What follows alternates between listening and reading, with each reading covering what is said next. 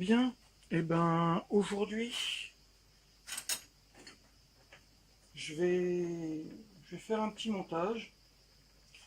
Étant donné que maintenant j'ai un poste à souder qui va me permettre de travailler correctement, je me suis dit que l'idéal, ça serait d'avoir un établi pour faire la soudure.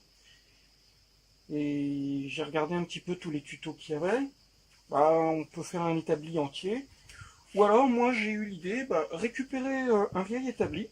Vous voyez, celui qui est en dessous là. Je sais pas si on le voit bien. Je vais prendre l'appareil. Hop, voilà. Donc, récupérer un vieil établi. Un établi de mécanique, hein, pas forcément pour faire de la soudure. Et puis dessus, je vais mettre un tablier supplémentaire de façon à pouvoir faire de la soudure.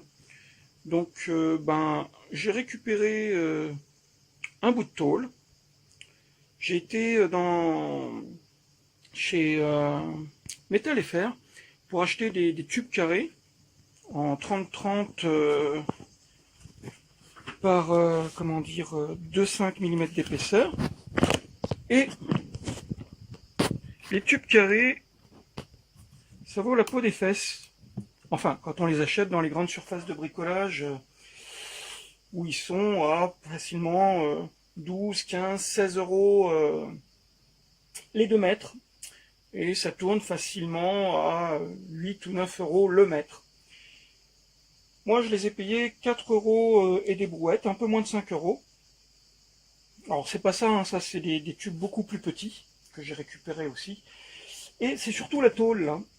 La tôle, chez France Métal, ils la vendent au mètre carré, et la plus petite épaisseur, c'est 60 euros le mètre carré. Moi, j'avais pas besoin d'un mètre carré, c'était beaucoup trop, il me fallait une petite plaque. Et quand j'ai acheté donc mes tubes carrés, je leur ai demandé si ils pouvaient pas les vendre en dessous du mètre carré. Le gars m'a dit que non, mais que par contre il avait des chutes et qu'on pouvait aller voir dans les chutes qu'il avait.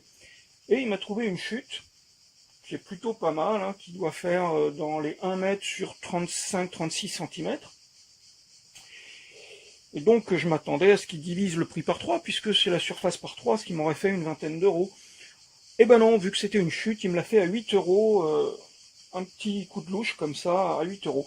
Donc franchement, ça vaut le coup d'aller voir autour de chez vous, dans les zones industrielles, s'il n'y a pas des spécialistes qui vendent du métal. Bien souvent, ils ne vendent pas que aux professionnels, les particuliers sont invités aussi, hein, il n'y a pas de souci. Et vous trouvez des tarifs qui sont 2 à 4 fois moins chers qu'en grande surface de bricolage. C'est vrai pour le métal, mais j'ai fait la même expérience pour le bois. J'étais directement dans une scierie pour trouver des planches en bois. Les tarifs sont incomparables par rapport aux grandes surfaces, hein. C'est pareil, 3 à 4 fois moins cher. Bon, donc comme vous avez vu, j'ai coupé des petits pieds. J'ai mis un support carré, et dessus je vais venir mettre ma tôle de 3 mm d'épaisseur. Bien sûr, tout ça, ça va être retourné. Je vais mettre, alors ça, c'est pareil, c'est de la récup, c'est des chutes de bouts de ferraille. Ce qui m'intéresse, c'est le trou et le fait qu'il y ait une cornière soudée dessus. Ça fait un renfort, et je vais pouvoir souder ces petites pattes une fois coupées ici, ce qui me permettra de la fixer à l'établi en bois. Donc, je coupe la vidéo pour l'instant, je déplace la caméra et je vous reprends dans quelques secondes. Donc, une petite meuleuse d'angle sous la table et le travail est fait. Donc là, j'ai eu un petit problème avec la vidéo, vous avez peut-être pas vu ce que j'ai fait. Donc juste pour vous montrer comment travaille la meuleuse d'angle.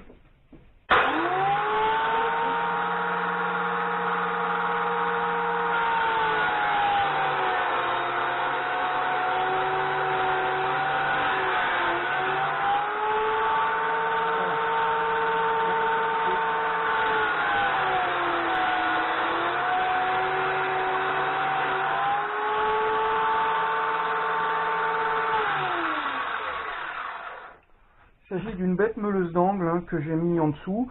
Ça fera partie d'une prochaine vidéo de comment fabriquer la patte de fixation pour cette meuleuse d'angle.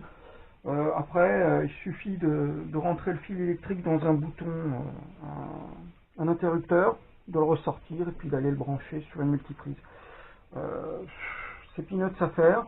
Ça permet de faire des découpes très précises parce qu'on ne galère pas avec la meuleuse qui part d'un côté, qui part de l'autre. C'est pas facile à tenir la pièce en même temps.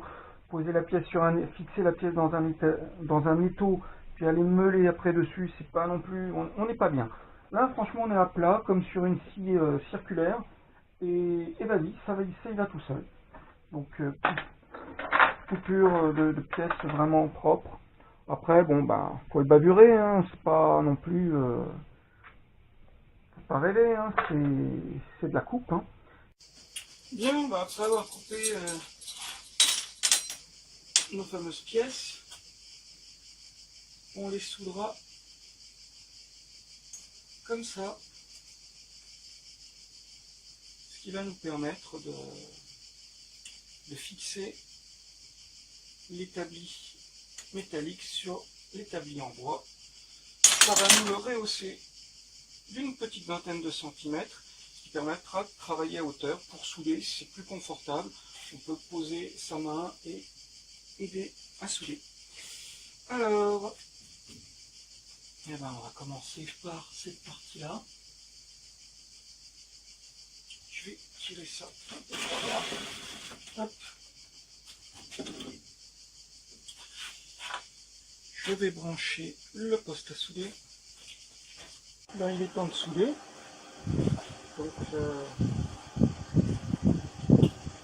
on va faire un petit ici.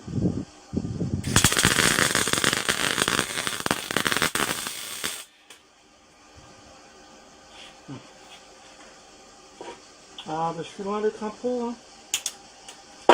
Mais bon, il n'y a qu'en forgeant qu'on devient forgeron. Voilà qui est mieux.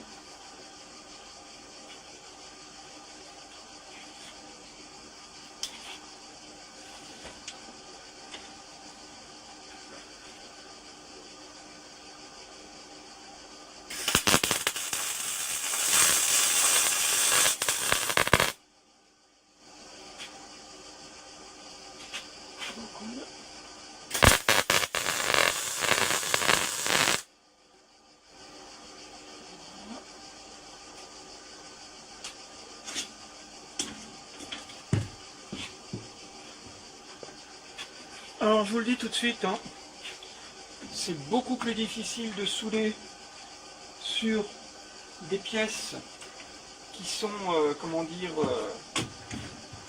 des pièces réelles, hein, que quand on s'entraîne sur des bouts qui sont bien préparés et où on a tout ce qu'il faut. Là, il faut pouvoir tourner autour, c'est plus difficile, c'est du boulot. Donc, je vais pas vous faire la vidéo de tous les pieds, tous les machins.